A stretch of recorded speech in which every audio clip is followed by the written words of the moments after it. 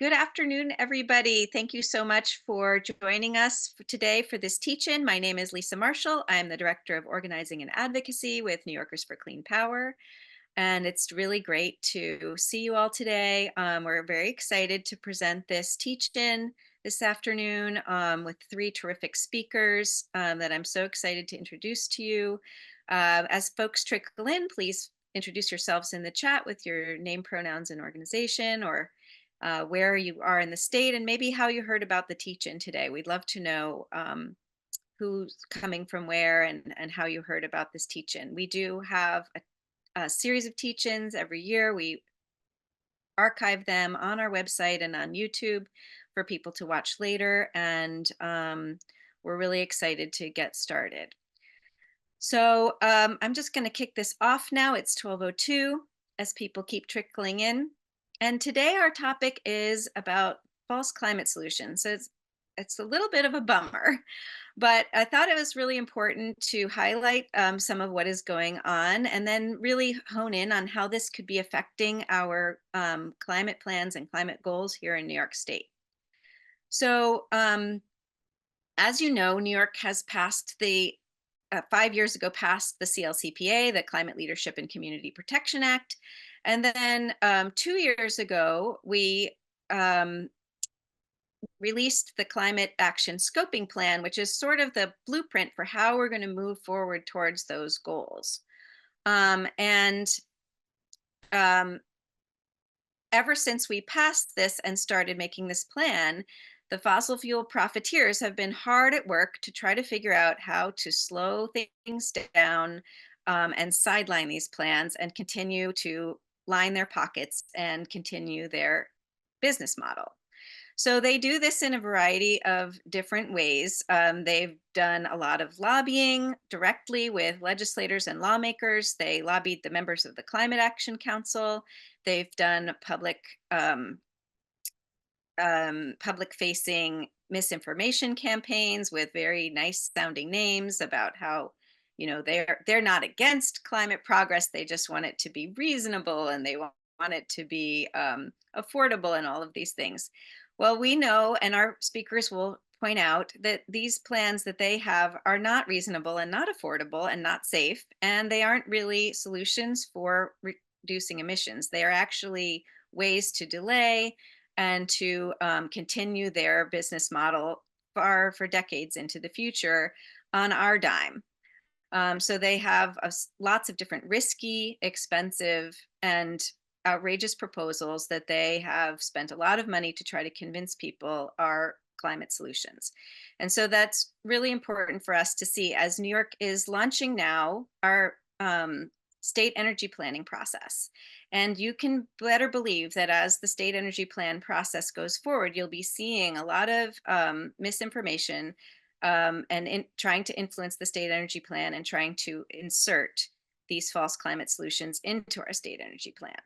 We also know that the Inflation Reduction Act, which was a really important and major piece of climate legislation that was accomplished under the Biden administration, that has provided lots of tax breaks for things that we want and need, like heat pumps for electrification of buildings, also includes, unfortunately, some of these false climate ideas. And those were inserted, by the fossil fuel interests via Senator Manchin of West Virginia and other actors. And so there's also in this climate plan, which we love to, praise President Biden and Congress for passing, and rightly so. Unfortunately, there's also a lot of big tax breaks for the fossil fuel industry to continue their dirty work. And here we are on October 1st, hearing the absolutely heartbreaking and devastating impacts of one of the worst hurricanes to hit the U.S., one of the devastation that spreads from Florida all the way to North Carolina and Tennessee and everywhere in between. I'm sure that many of you, like me, have been worried about friends and family in the path of this hurricane. And it's just a reminder of how urgent this crisis is and how we need to really stick to the real solutions, the proven solutions that actually reduce emissions and not get distracted by these false solutions. So we're focusing today on three, and I want to start by introducing um, one of our expert speakers, Hillary Aidun from Earthjustice. And Hillary is a senior associate attorney with the Northeast Regional Office. She works to advance environmental justice in the Northeast region and advocates for meaningful and equitable implementation of New York's climate law in state court and before administrative agencies. Before joining Earthjustice, Hillary was a fellow at the Sabin Center for Climate Change at Columbia Law School, where she worked on expanding renewable energy resources, challenging federal regulatory rollbacks, and tracking New York State climate law. So we're so pleased to have Hillary kick off the teach-in today. So take it away, Hillary. Thank you very much. Thank you for having me. So I'm going to be talking about one of these false solutions, which the industry calls renewable natural gas. I'll be referring to it as biomethane. Next slide, please. And as you all heard briefly, and I'm sure everyone here is familiar, in 2019, the state adopted the Climate Leadership and Community Protection Act, which sets very steep greenhouse gas reduction requirements for the state, starting in this decade up until 2050. Next slide. So biomethane is essentially a potential substitute for fossil natural gas, but rather than fracking, it comes from organic matter. And biomethane is presented incorrectly by gas utilities and others as a potentially cleaner substitute for fossil gas because fracking and transporting fossil gas to New York State results in a lot of methane emissions. And methane, as I'm sure you all know, is a very powerful greenhouse gas.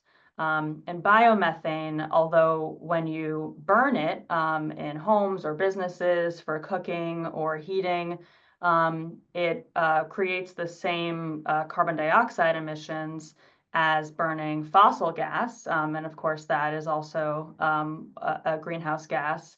According to biomethane proponents, biomethane doesn't have the same emissions associated with the production and transportation that we see from fossil gas, what we call upstream emissions.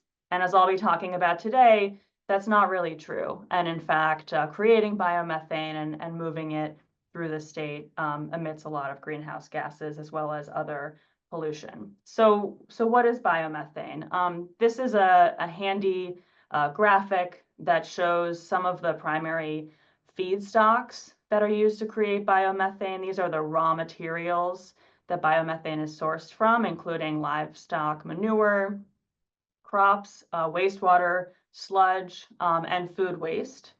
And those feedstocks go into a facility called an anaerobic digester that uses microorganisms to produce methane from the organic matter in those feedstocks, and that creates biogas. Biogas can be used directly for heat or electricity, or it can be purified into biomethane. So biogas contains methane as well as other gases, including carbon dioxide and other gases that we call impurities. The process of removing those other gases to create biomethane is called purification, and it creates this fuel that is pipeline ready, meaning that it can be directly injected into gas pipelines as a substitute for fossil gas. Next slide. So the process of making biomethane emits greenhouse gases at every stage.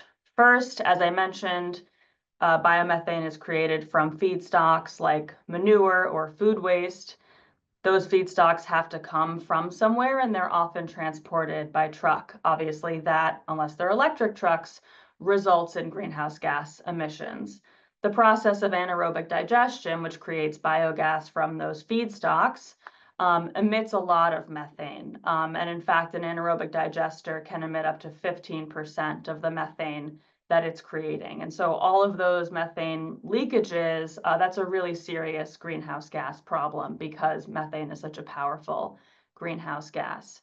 And then the purification process, where biogas is purified to create biomethane, also emits carbon dioxide, which is removed during that process, and the purification process itself requires energy, and often that means that fossil fuels are burned directly on site, and of course that emits greenhouse gases. And then the process of getting the biomethane from wherever it's produced to the gas distribution system will result in some leakage of methane. And so these are just a couple of headlines from recent studies showing that the amount of methane and other greenhouse gases that is created and emitted during the process of making biomethane, it's a lot higher than we had previously thought. Next slide. In addition to greenhouse gases, biomethane production also creates a lot of local pollution. So again, if you're using trucks to transport any of these feedstocks, that of course emits not only greenhouse gases, but also local pollutants like particulate matter or precursors to ozone that can cause asthma and cancer and other serious health issues. The process of anaerobic digestion, that stage where we're turning feedstocks into biogas, that creates a byproduct called digestate that can cause water pollution. And then the purification process, again, involves removing a lot of those impurities from the gas. And if that involves on-site combustion of fossil fuels for that energy source, then of course, you're talking again about emissions of local pollution that can cause really serious health harms. And then of course, when you're burning biomethane in homes, you know, in your stove or other appliances, biomethane, when it's combusted, emits the same local indoor pollution as fossil natural gas. And we've been learning about how harmful that indoor pollution is to people's health.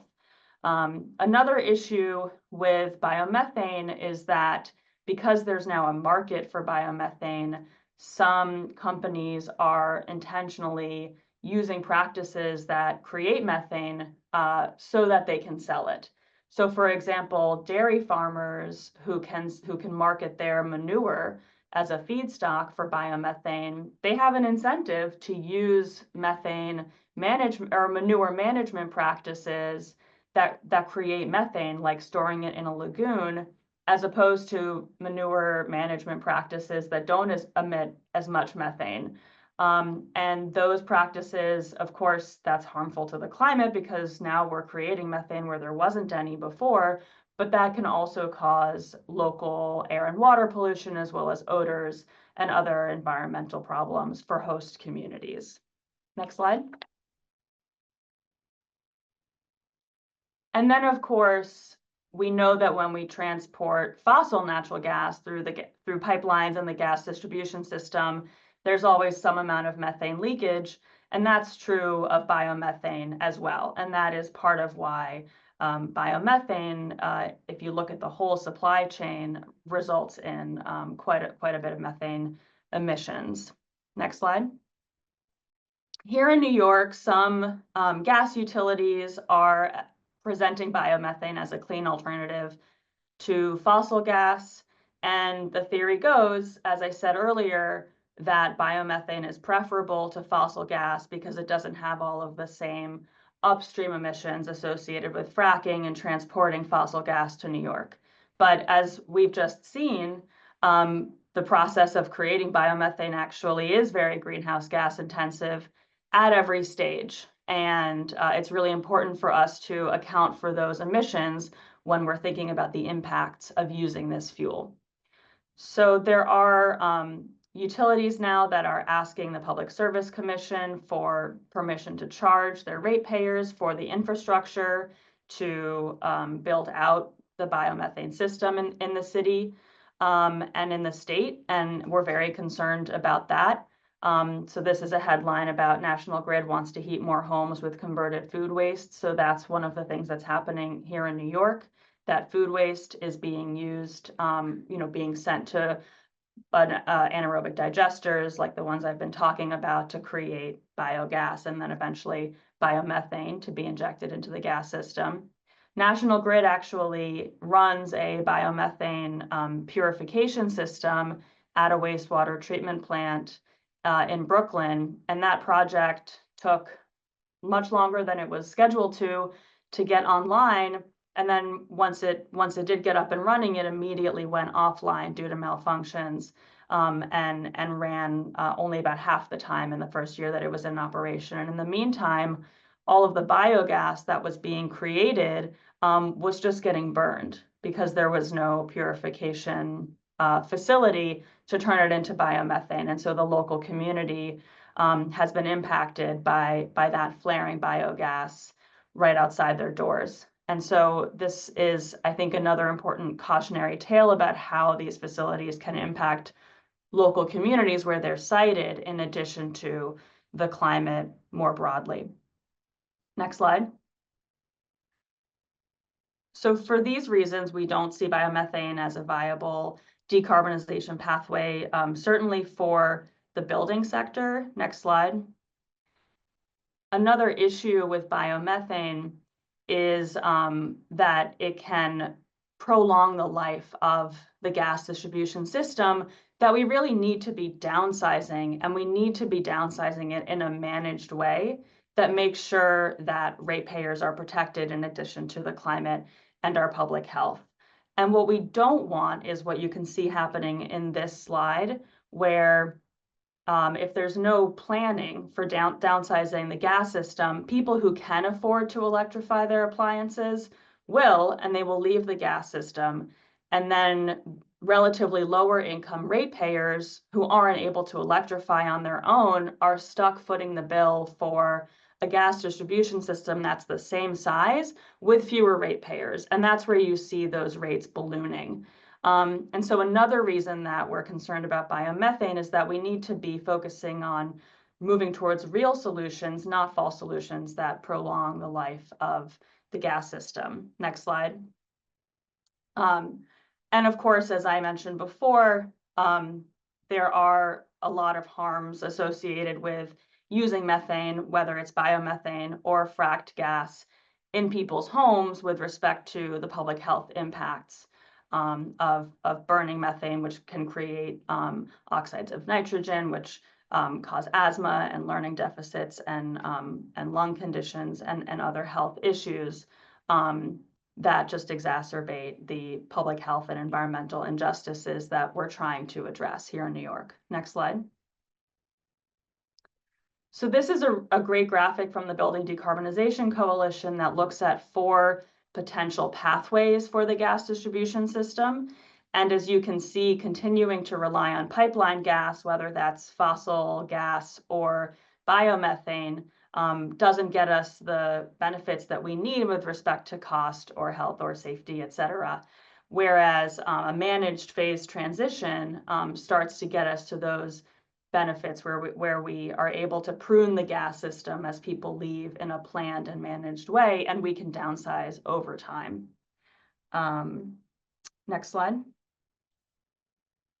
I also want to mention, I've been talking a lot about the gas system because that's often where biomethane comes up, but biomethane has also been proposed as an alternative to fossil gas in power plants. The Astoria gas plant in Queens, when there was a proposal for a new gas plant at this site, there was discussion in that application about switching to biomethane from fossil gas before DEC denied the permit for that facility. But of course, we are also concerned about the idea of powering our power plants with biomethane because of all of the climate and health concerns that I've been talking about with respect to the gas system.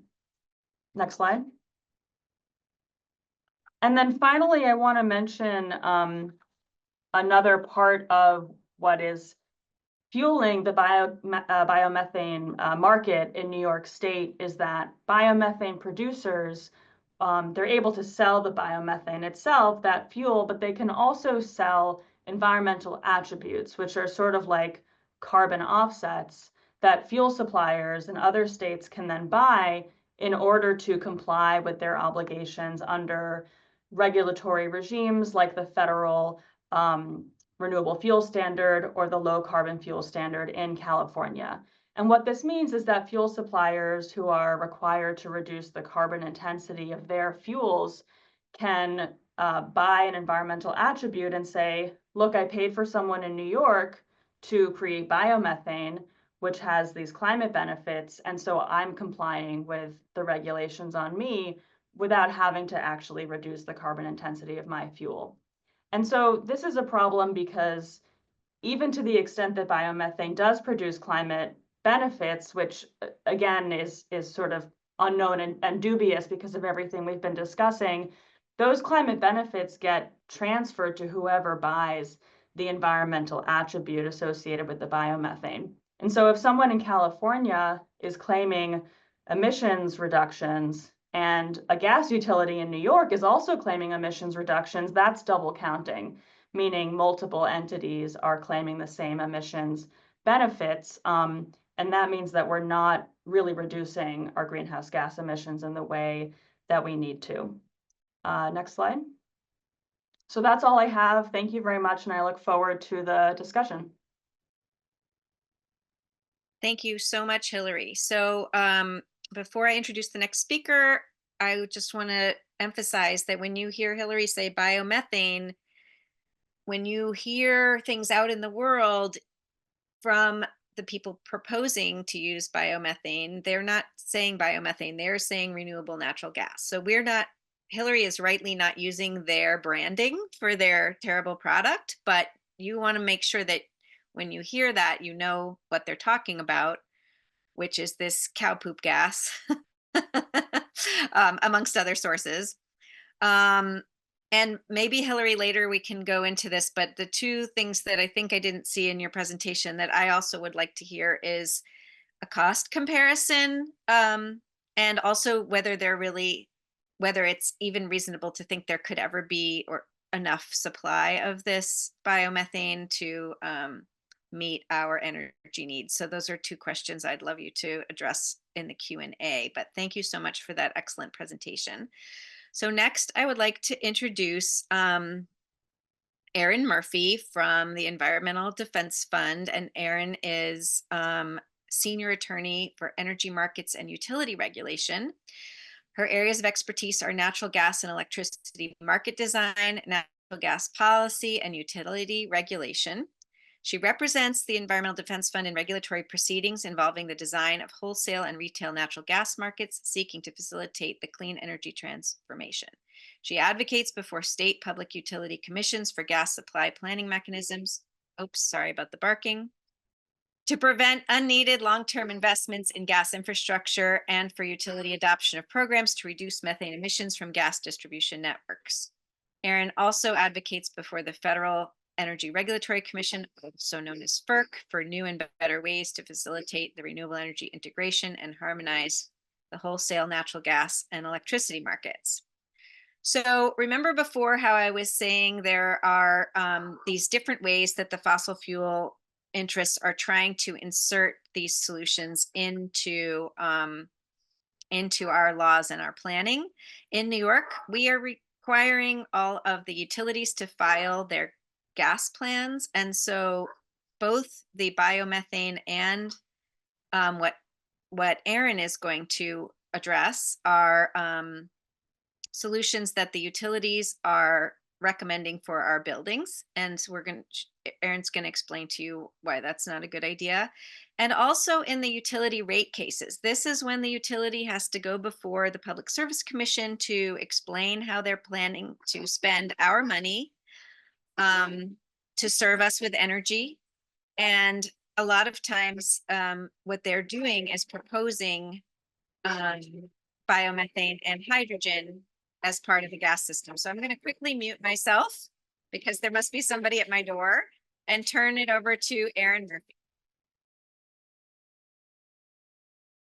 Thanks, Lisa. Hi, everyone. I'm Erin Murphy with EDF, and before diving into the details of sort of what we're seeing with blending related proposals, I wanted to start with just sort of the foundational basics of what is hydrogen and what are we talking about. Hydrogen is an energy carrier that can be combusted for heat or converted to electricity. As a carrier, it can store, move, and deliver energy that's produced from other sources, which is an important distinction because hydrogen itself cannot be considered an energy source today, whereas like natural gas methane is in and of itself an energy source. Hydrogen is not because it is rarely found on its own in nature. It has to be manufactured, and in order to manufacture hydrogen, you need another energy source. And we're going to get into this, but that consideration is part of what makes hydrogen expensive and energy intensive. The reason we are talking so much about hydrogen and why this is a conversation, and as Lisa was saying earlier, a major source of investment in the Inflation Reduction Act and elsewhere, is because hydrogen does present a lot of promise for use cases in a decarbonized society, because when it's combusted, hydrogen does not emit carbon dioxide. That's kind of the central or one of the primary climate contributions when we think about why we need to shift off of natural gas use. Hydrogen is therefore characterized as a low carbon fuel and talked about as a pathway to replace fossil fuel use, particularly in hard to electrify sectors. And yeah, you can go to the next slide. One important consideration is that hydrogen itself is not inherently climate neutral. If you can advance, I'm sorry, this slide deck has some fancy things in them that are too fancy for me. So let's try to just get all the material up there. If you can click a couple more times. Yep, that's it. Thank you. Actually, I think you can click one or two more times. So thanks. So hydrogen is not inherently climate neutral. It itself is an indirect greenhouse gas. And what that means is that the interactions once hydrogen is emitted into the atmosphere contribute to the formation of other short-lived greenhouse gases that contribute to climate warming.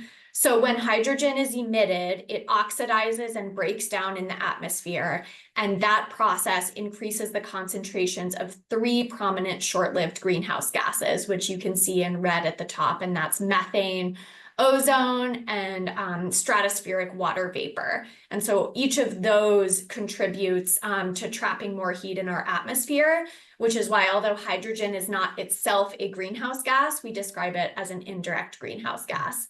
And that's important because that means that anytime you have operational releases or leakage of hydrogen, those emissions are contributing to climate warming. Next slide. So we hear a lot of conversation about where does it make sense to use hydrogen. Essentially, if there are better, more efficient options available, hydrogen is not preferred. But there are certain sectors that are very reliant on combustible fuels for energy, and those are the sectors where we expect hydrogen to sort of make sense as a use case in a decarbonized economy. You can see at the bottom of this graphic, buildings, which is primarily what we're talking about today. There are readily available, efficient, cost-effective, primarily electric options out there for the building sector, and therefore hydrogen really does not make sense for this specific use case. This also shows there are certain industrial applications where we do see hydrogen use as being appropriate. And we're going to get into more of why it doesn't make sense for the building sector. So let's jump to the next slide. So Lisa spoke to this a little bit. I'm not going to attempt to go into all of the details here, but I think it's helpful to see just a little bit of the constellation of what gas utilities in New York have been proposing related to hydrogen projects, and with a specific emphasis here on hydrogen blending projects. So over the last couple of years, we've seen a number of New York gas utilities start to seek cost recovery in their rate cases for like pilot projects, research projects, or even, full-scale investments in hydrogen blending.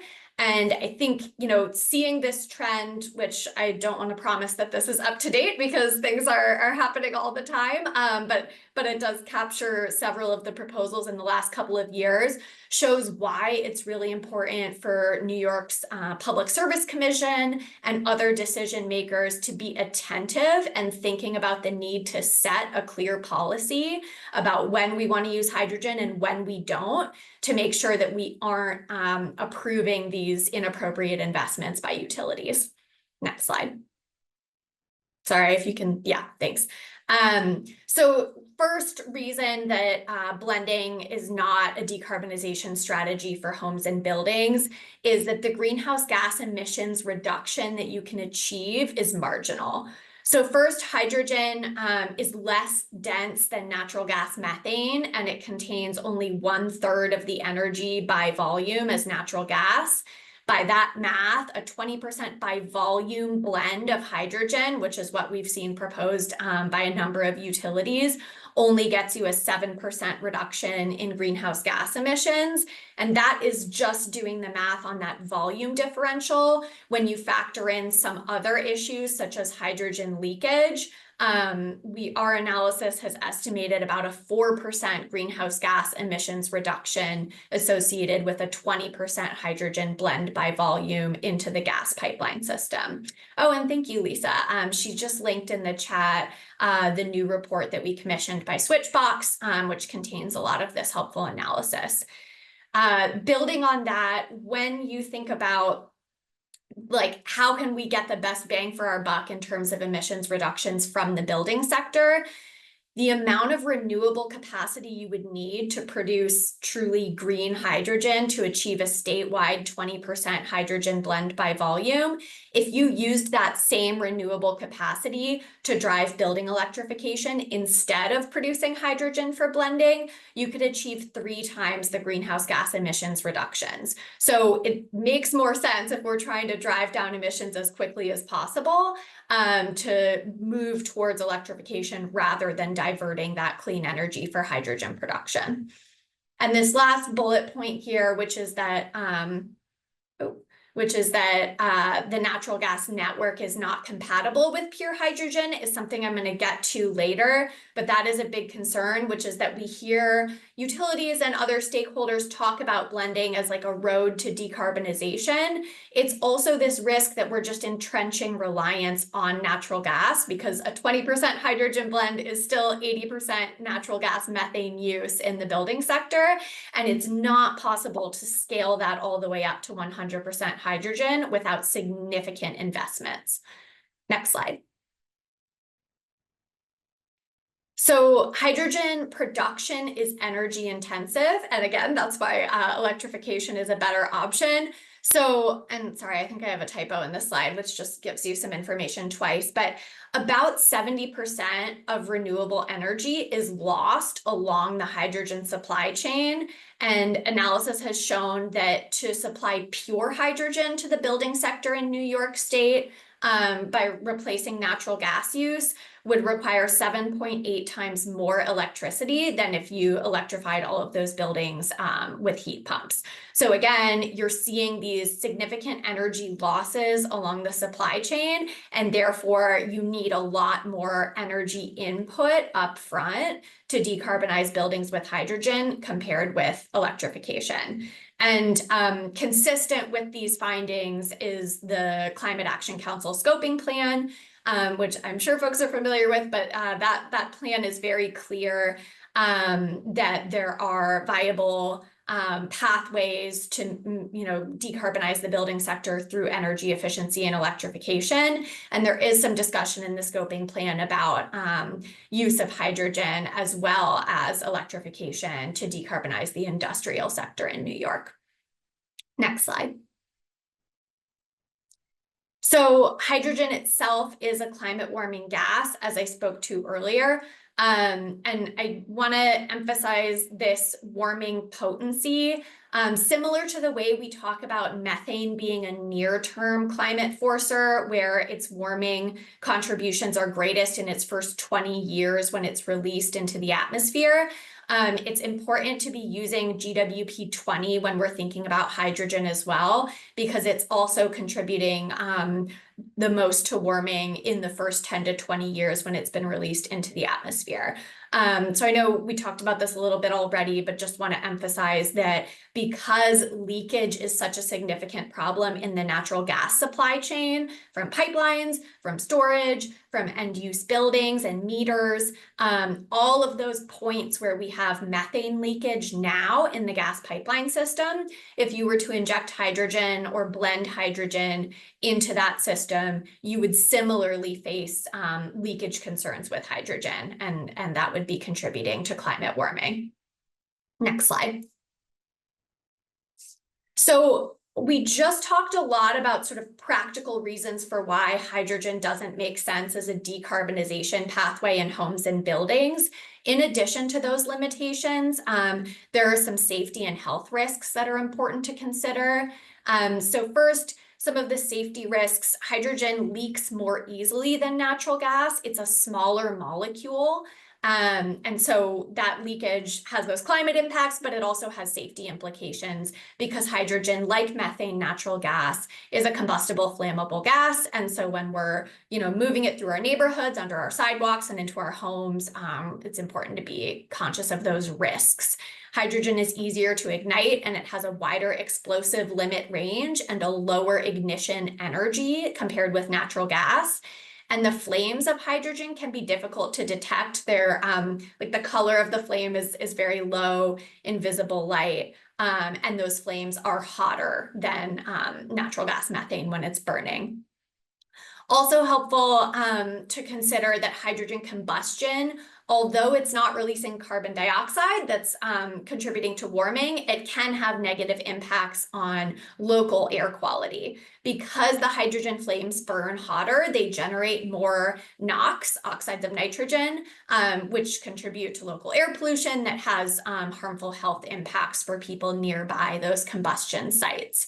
And if you contrast that, of course, to like electrification, where you're not burning anything in your home or in a building, that's preferable in terms of those local air quality impacts. I will note that this issue of NOx emissions is an area where more research is needed to really quantify what the NOx emissions impacts look like when you're combusting a mixture of hydrogen and natural gas or hydrogen alone. It's widely recognized in the scientific community as a risk, but there is a need for more research here. Next slide. If you can advance, yeah, thanks. So the natural gas pipeline system is massive, right? We're talking thousands, tens of thousands of miles of pipeline in New York State alone, 3 million miles of pipeline around the United States.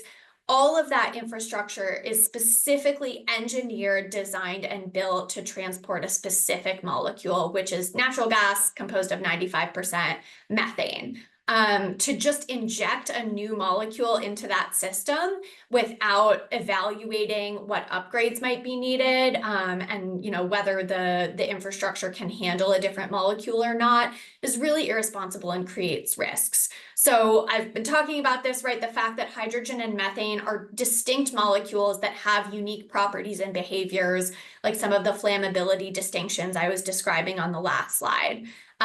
Physically, hydrogen is a smaller and lighter molecule, and it's more diffusive. So there's more permeation that's likely. And you have that leakage risk that also, contributes to the risk of incidents like explosions. And chemically, as I've been describing, hydrogen is more reactive, explosive, ignitable, burns hotter, and the flame is faster with lower visibility. So those are kind of the distinctions in the properties between the two molecules.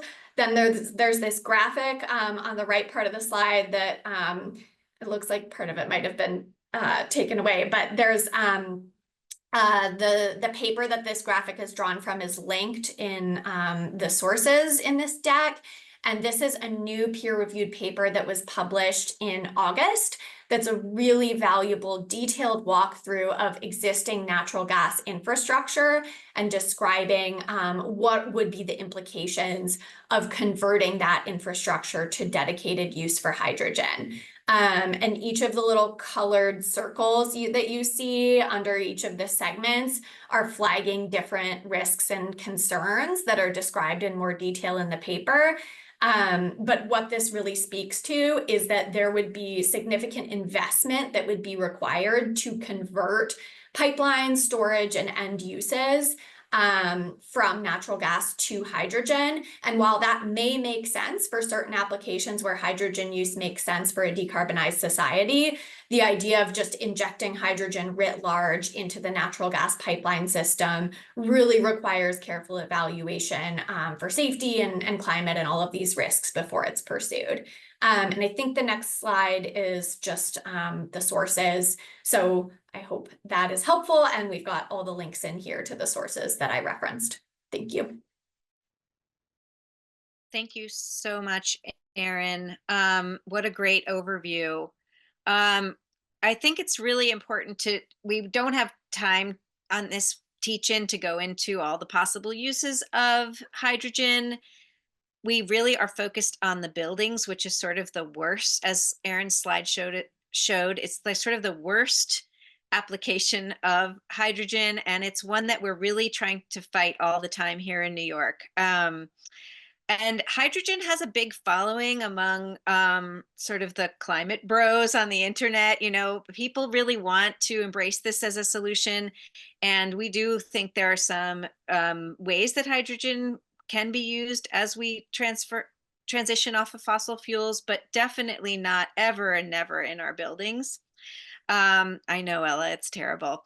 I think people get excited about technology and innovation, and that's a good thing. But we have to really examine what we're looking at and where we're headed with it. And we have very good and proven safe technologies for decarbonizing our buildings. And they are not the ones that the gas utilities want to implement. They want to implement biomethane and hydrogen blending, like Hillary and Erin have explained to you. And, you know, a lot of you might not know the work that Erin has been doing. She has been fighting on these closed door meetings in these rate cases with the gas utility lawyers, who I'm sure I'll make 10 times more than her, who are trying to impose this expensive, dangerous, unproven, unsafe, and terrible solution for New York's buildings. So we really think, you know, a lot of us do different kinds of work on the climate and not these, and we aren't lawyers, so we're so grateful to have people like Erin and Hillary fighting away for us.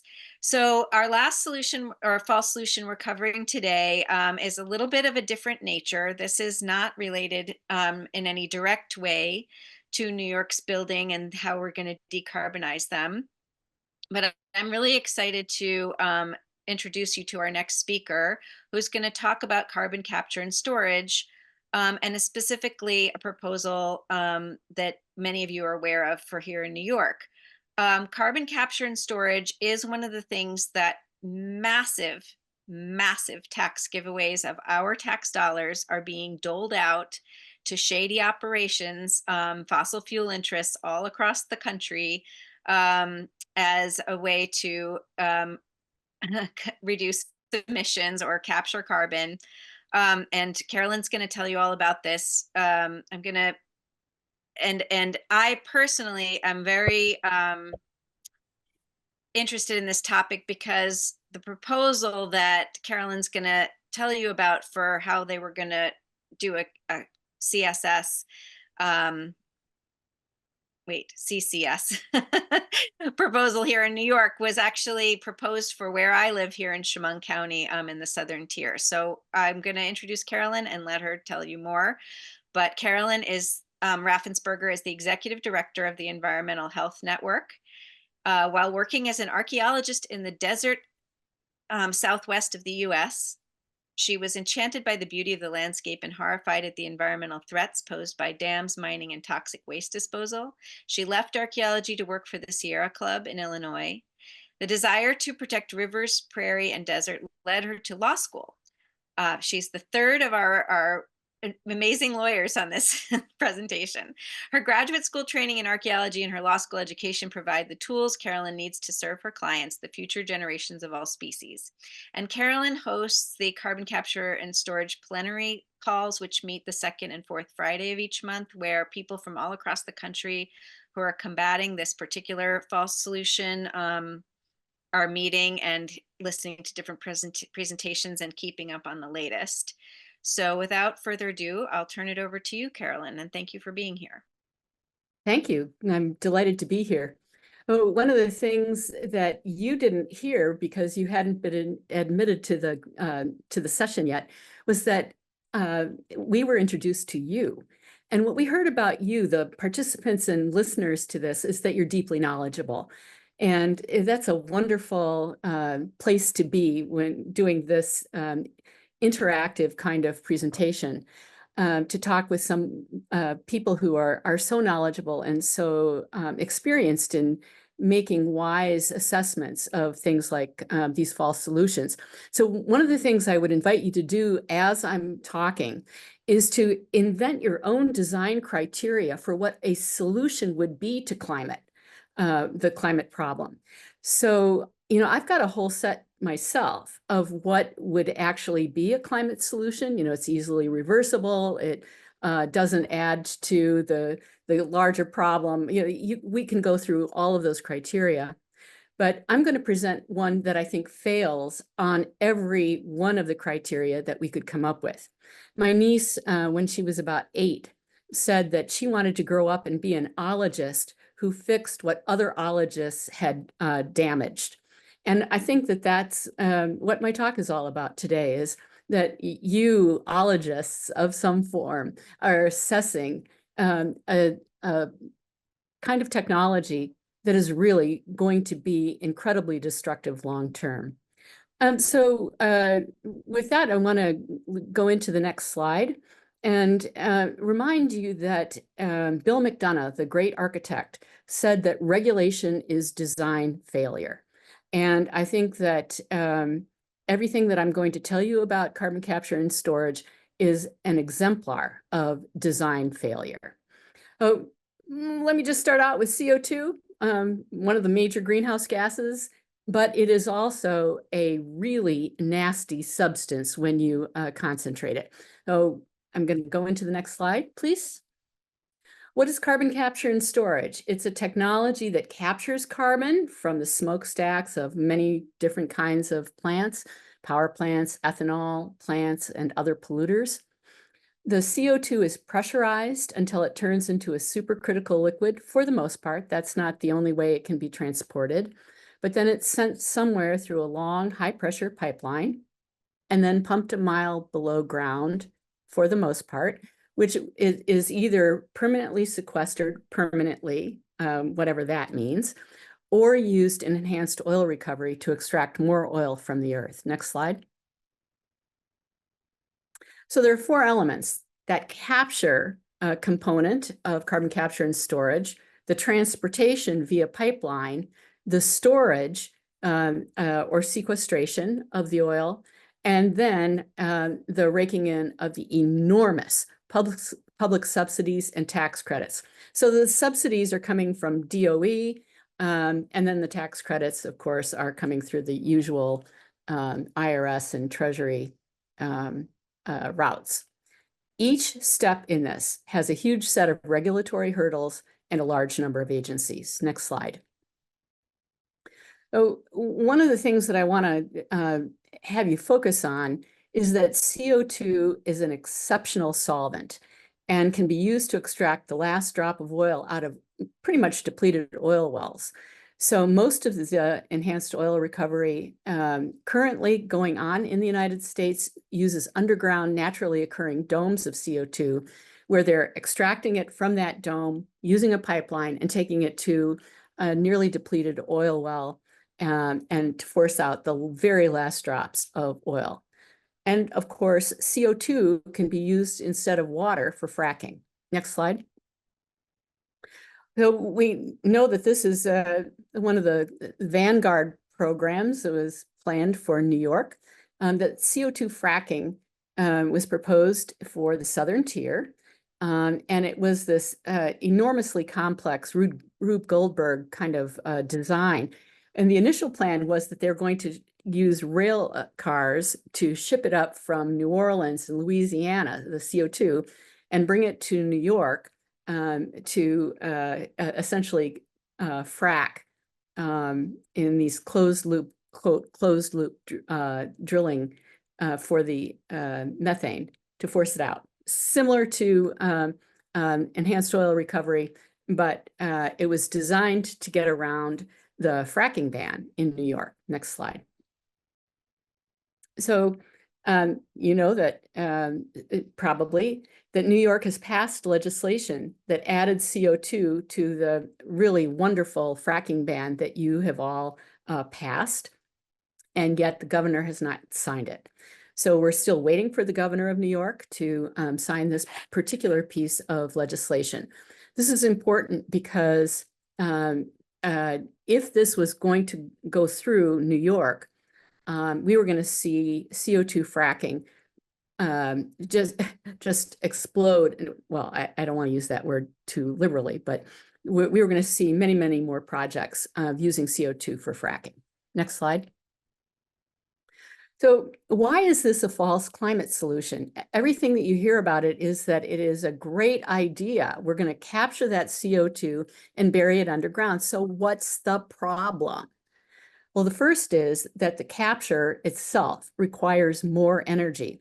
So if you're going to put it on top, the capture equipment on top of an ethanol plant or a refinery or a power plant, it requires more energy to actually capture that. It's called the parasitic energy load.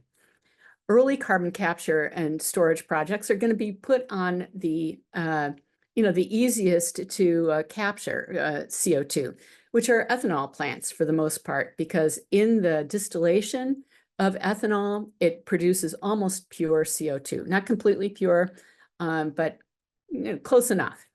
And so the Midwest is being rocked by these proposals to capture CO2 on top of ethanol plants and then ship it across essentially 4 states and shipped to some of the leading oil producing states like North Dakota and used for enhanced oil recovery and sequestration. And why sequestration? Why is the oil industry advocating for sequestration?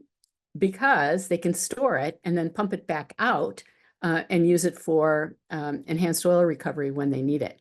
So they don't need a steady supply of CO2 for enhanced oil recovery or for fracking. What they need is episodic supplies. And so the sequestration is essentially a decoy for providing CO2 as needed to the oil industry. Next slide. So at this point, all carbon capture projects at U.S. power plants have failed. All of them were subsidized with public dollars, and it doesn't work for a whole lot of reasons. They're just very complicated machinery. Each one is designed uniquely for each power plant, so there isn't an off-the-shelf carbon capture device that they just plop on top of whatever the facility is. So all of these have failed. Next slide. So we have 12 commercial carbon capture and storage projects in the US now, and many, many more in the proposal stage. None is at a power plant, and all are source capture. So you can see the various projects that are underway now: natural gas extraction, fertilizer production, hydrogen production, and ethanol. Next slide. What is done with CO2 in the US? 11 are used for enhanced oil recovery, and 1 is used in geological storage. That's in Illinois. And if you follow the news, that's the ADM plant, which was one of the first in the nation for sequestration, and it is leaking. about 2 weeks ago, there were announcements that the ADM sequestration site, the only one that had been approved by EPA, is actually now leaking. Next slide. So we talked a little bit about it mitigating global climate change or not, as the case may be. And what we know is that that it actually increases the exploration, acquisition, shipment, processing, storage, and burning of fossil fuels, coal, oil, and natural gas. Every dollar spent on carbon capture and storage is a dollar that cannot be spent reducing the need for fossil fuel energy elsewhere. Efficiency, conservation, and truly renewable energy power plants with storage. It's diverting our money and all of the other resources of engineering, of all of the things that go into designing solutions for this enormous problem, and diverts it into something that doesn't work and is very expensive. Next slide. So what are the problems? As I mentioned, it doesn't work. We've lost the opportunity. We've got the opportunity costs, the energy costs, but one that is rarely mentioned is that every single phase of carbon capture and storage, the capture, the transportation, and the sequestration or enhanced oil recovery, has an enormous water footprint. Scientists came out with a study that said, if we maximized carbon capture and storage to truly address the climate solution, to be a climate solution, that we would double the water footprint of humanity. That is not something that we can, that humanity can endure.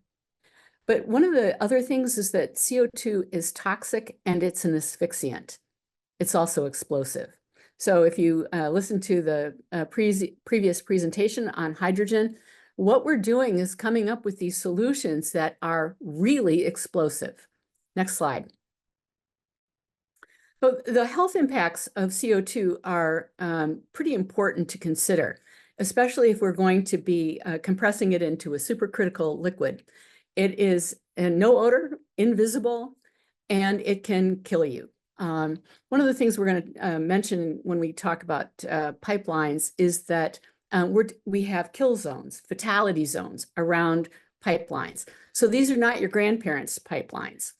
And the CO2, depending on the concentration in the air, in the atmosphere, can increase your breathing volume, and your breathing rate can become distressed, you can become unconscious, and you can have convulsions, coma, and death. So most of these studies have been done on occupational and safety environments, but we have some real life experience with CO2 leaks and what happens. Let me just also note that CO2 leaks or explosions really do compromise first responders, because unless you have an electric car, the internal combustion engine requires oxygen, and they will not run in the presence of enough CO2. Next slide. So CO2 and water. As I mentioned, the carbon capture and storage projects consume vast quantities of water, primarily to cool, say, the pipelines or the supercritical CO2, but also if the power supply requires cooling, it can consume water in that way. Heats up water when it's used to cool power sources and the CO2. It pollutes water because of the chemicals that are required for capturing CO2. It also acidifies water. So those of you who follow climate change know that the CO2 in the atmosphere is acidifying the ocean. Well, it will do that to your drinking water as well. And parenthetically, if you are in a CO2 rich environment, or impoverished environment as it really would be, it will acidify all of your mucous membranes, your eyes, your mouth, etc. And in terms of drinking water or produced water from enhanced oil recovery, if you have produced water, it will mobilize heavy metals and can leach organic compounds. So the impacts of carbon capture and storage on water are very site specific. So the impacts in New Mexico are going to be different than New York, than Iowa. Next slide. So the thing about CO2 and the question about why is this explosive, it's because it's compressed into the supercritical fluid. And when it there's a rupture of a pipeline or other containment device, it literally explodes and releases a gas and dry ice. So it can be extraordinarily explosive. And in fact, in the environmental impact statement that was done for ADM, it used TNT as the measurement for the explosive nature of CO2. CO2, and in the case of some of the pollutants that are found in naturally occurring mixes of CO2, hydrogen sulfide, heavier than air, settle near the ground, and they displace air. So if you can imagine a pipeline going, through Peoria, which was proposed, it would go by basement apartments and would settle into basement apartments or into lower elevation valleys or other things. Follows the valleys, and it's highly dangerous in populated areas. So if you can go back. There was a major pipeline rupture in Mississippi in February of 2020, and the gas followed two valleys on either side, and the people that were exposed a mile away had incredibly nasty health effects. It made them unconscious, their cars stopped, and it affected the first responders. Next slide. So I'm coming to the end of my presentation, and wanted to focus on how is this being funded and why are we seeing so many proposals now? And that's because of the really large tax credits that are given now for carbon capture and storage. So, essentially we made climate policy into tax policy. The reason that's a problem is because there are no guardrails right now. There is no cradle to grave tracking of carbon dioxide through this entire system. There's the tax reports and the claiming of the tax credits are completely secret because most tax information is private. So we will essentially write a blank check to the fossil fuel industry for their pollution, and we don't even know who this is going to. This is ripe for both climate fraud because we don't really know how much CO2 is being sequestered permanently or used for EOR, and we don't even know who's getting those tax credits. So the result is a massive opportunity for both climate and financial fraud. This is a disaster. And even if you support carbon capture and storage, the way that we are now funding polluters for their pollution, we are giving people who generate CO2 a tax credit. This is morally obscene. And I think that anyone who thinks that we should be paying polluters for their pollution don't understand how this is a perverse incentive to generate more. Next slide, please. So I wanted to just give you a couple of websites. The carboncapturefacts.org is a website that the Science and Environmental Health Network manages for the benefit of the larger environmental community. We wanted a place that actually tells the larger story about the science behind this, and as well as the policy, both costs and opportunities.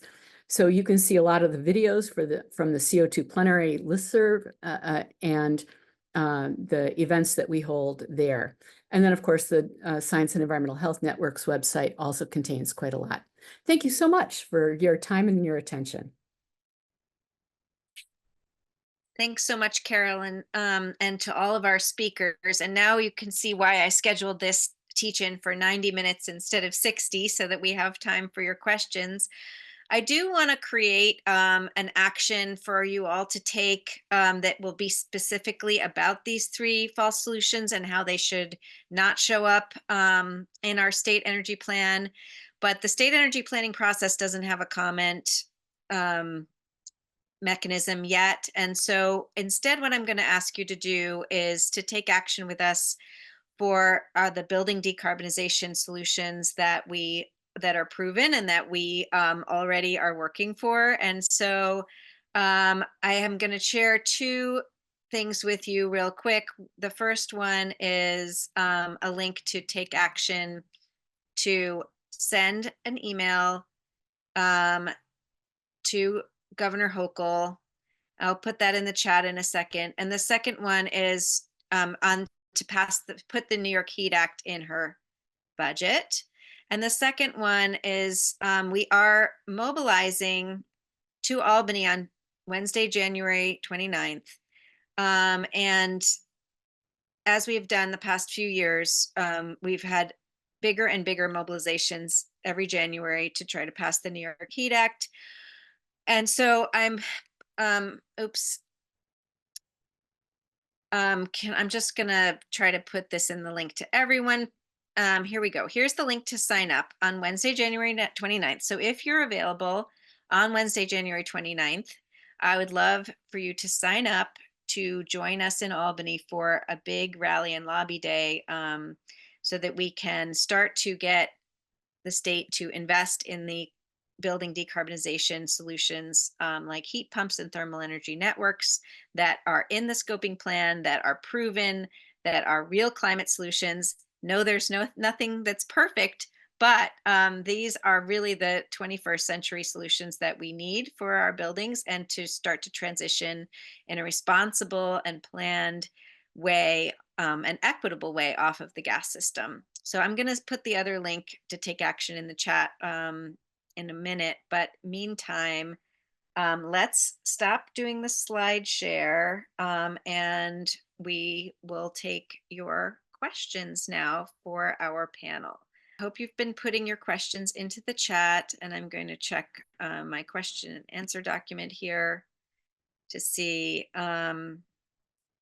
what questions you guys have and what we should be addressing during this Q&A period. And feel free to put new questions in the chat. It looks like a lot of these have been answered already. Erin,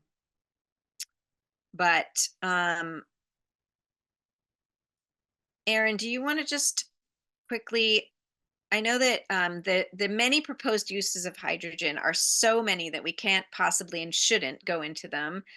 We really are mostly emphasizing that hydrogen is the worst possible solution for heating our buildings and running our appliances in this webinar, in this teach-in. But Chris was asking about beneficial uses of hydrogen, and if you don't feel comfortable answering that on behalf of EDF, but you might have you might want to just address that briefly.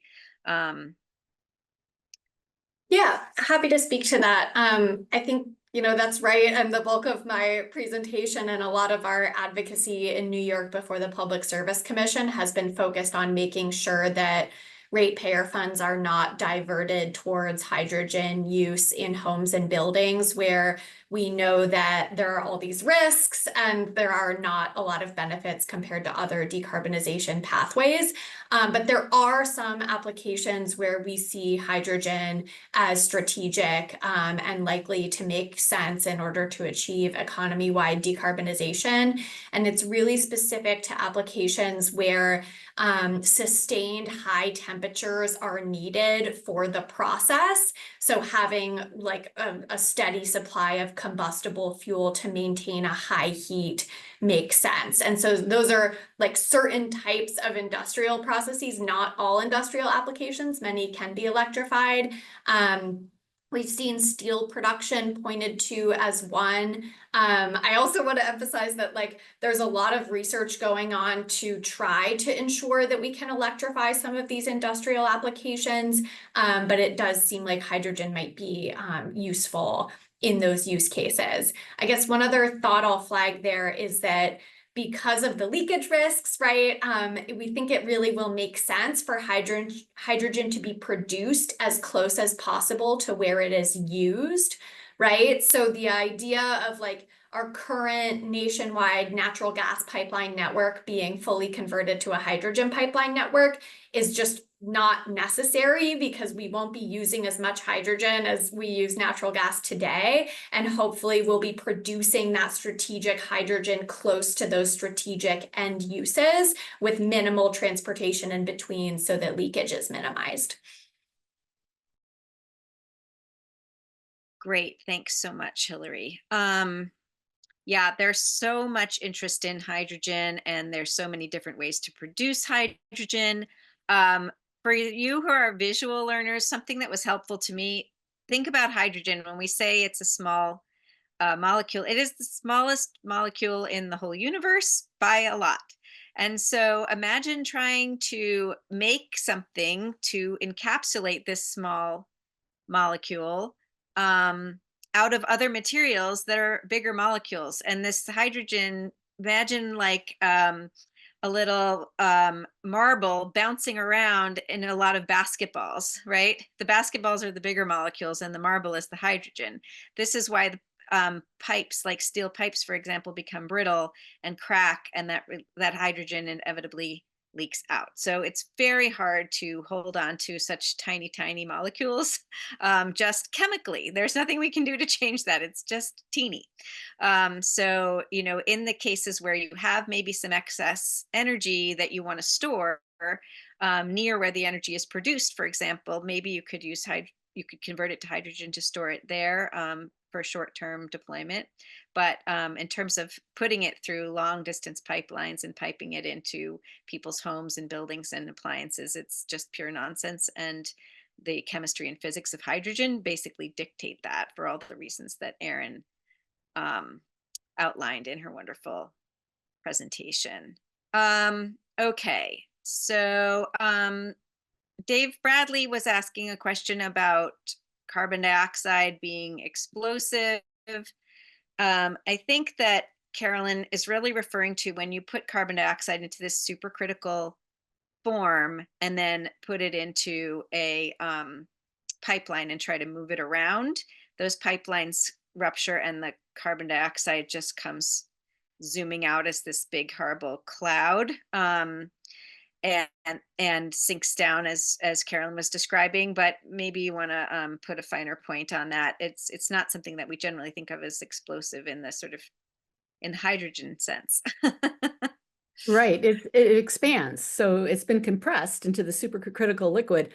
And when there's a pipeline rupture, it just rapidly expands. And that's the explosive nature of it. I did put the story of the Satartia explosion in the chat. It rocked the world. And the Pipeline and Hazardous Materials Safety Administration, PHMSA, has actually initiated a new rulemaking on CO2 pipelines because they were so underregulated. That rule has not been released yet. So, you know, there are right now 60 to 90,000 miles that have been suggested that we might have with CO2 because of carbon capture and storage. And yet we don't have sufficient regulations in place to actually know what materials these should be made out of, how to stop that kind of rupture, and things like the Army Corps of Engineers that regulate pipeline crossing of all the waterways just added CO2 pipelines to their little tiny permit called Nationwide Permit 58, and they aren't regulated by the Corps. The Corps does not know what would happen if it exploded under a river or near a dam. So if you want to look at underregulated infrastructure, CO2 pipelines are it. Okay, great. I have a couple of questions for you, Erin.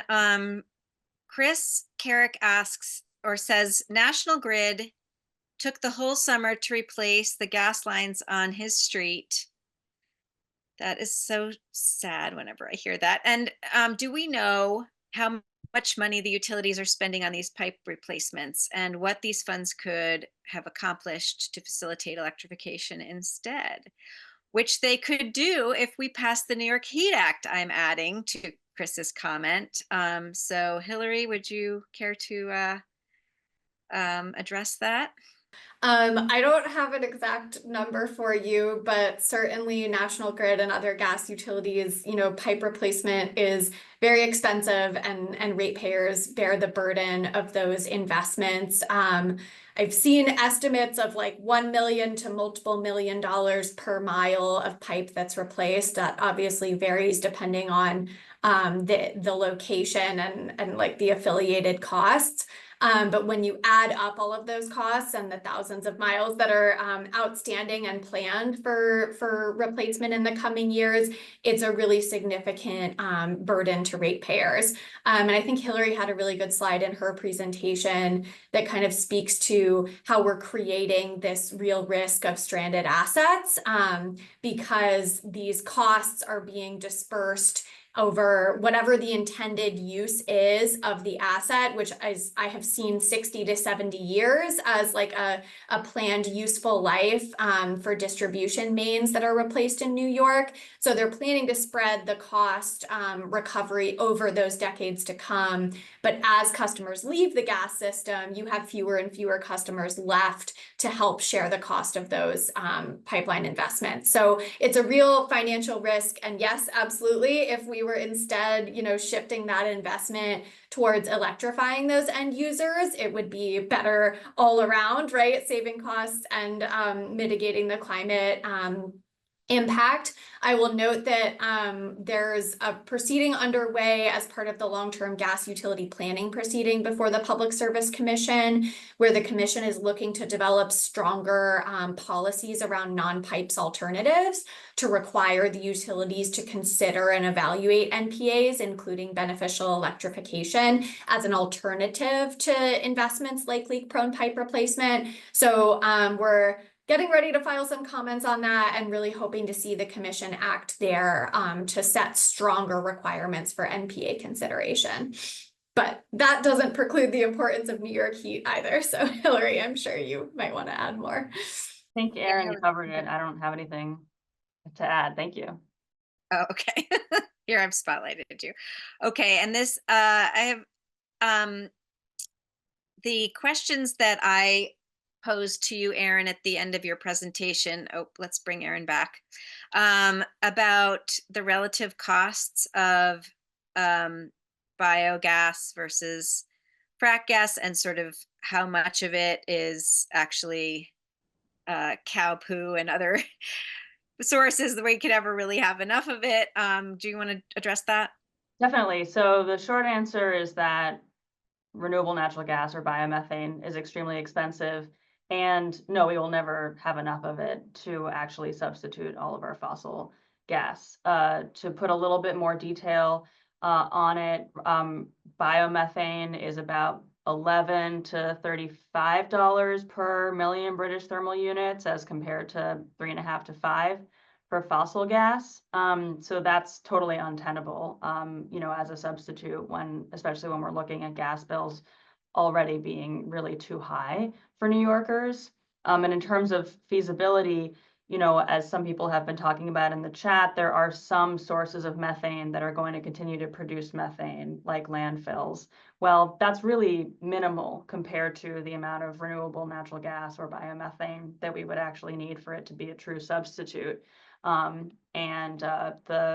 Building Decarbonization Report that I cited, which is a really great resource, estimated that in order to actually swap in biomethane for fossil gas in our distribution system, the amount of cropland that you would need it just to grow crops in order to use those to create biogas, to then create biomethane, you'd need about twice the amount of cropland that's currently used in New York State. So that's not a real solution. So in addition to the climate and other environmental harms that I talked about, it's not really feasible economically or practically speaking as a substitute. And so at most you're talking about using biomethane here and there on the margins, which again, just prolongs the gas distribution system that's reliant on fossil methane. And we need to be moving towards the other alternatives and solutions that we've been talking about, like energy efficiency and electrification.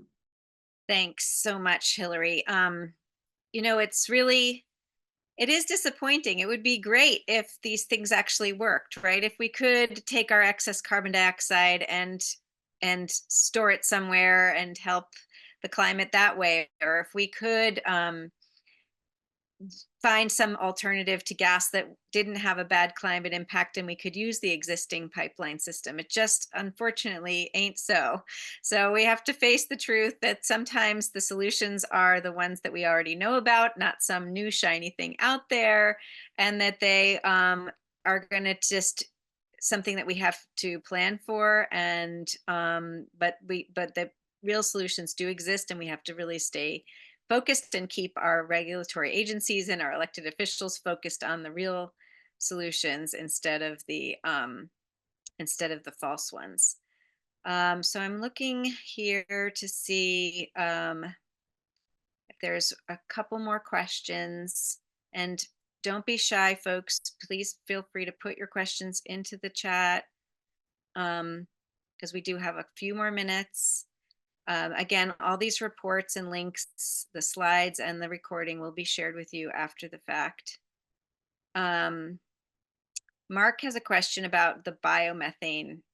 He says, about biomethane, manure, landfills, etc., they emit methane now to the atmosphere, which should be avoided. Is there an alternative way to reduce those emissions? So, like, for example, we have in New York a lot of huge landfills. Not far from where I live, there's landfill mountains. And as the trash is decomposing, there is methane being formed, or even maybe in my compost pile in the backyard, right?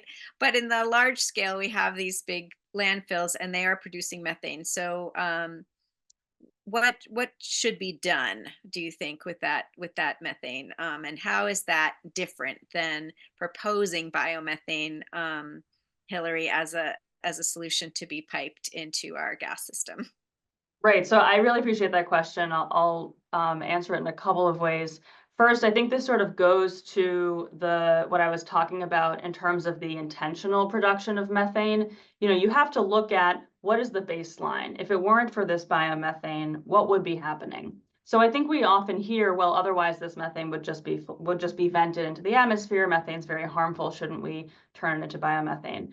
So I think, you know, first of all, landfills generally flare their biomethane, which means that they're turning methane, they flare their landfill gas, which turns the methane into carbon dioxide, which is a greenhouse gas, but a less potent one.